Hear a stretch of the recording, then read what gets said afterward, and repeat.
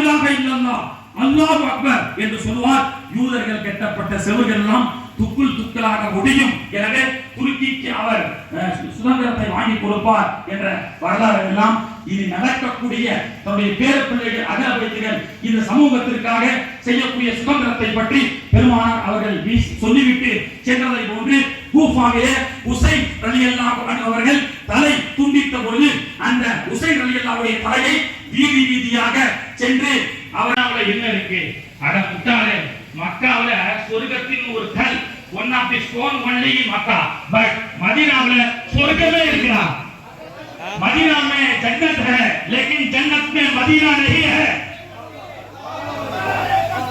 मां बहन बैठी व मेंबरी ரவுதாத்துல் ஜன்னா, என்னுடைய வீட்டிற்கும் என்னுடைய மெம்பர் படிக்கும் நான் நடமாடிய அந்த இடம், என்னுடைய பேரப்பிள்ளை நடமாடிய அந்த இடம், என்னுடைய சஹாபாக்கள் நடமாடிய அந்த இடமும் ரவுதாத்துல் ஜன்னா, சொர்க்கம் இருக்கிறது.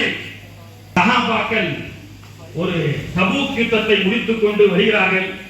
இன்னைக்கு முக்கா வஹாபியும் இந்த பிரச்சனைக்கு தீர்வு காண முடியாது, பக்கா வஹாபியும் இந்த பிரச்சனைக்கு தீர்வு காண முடியாது.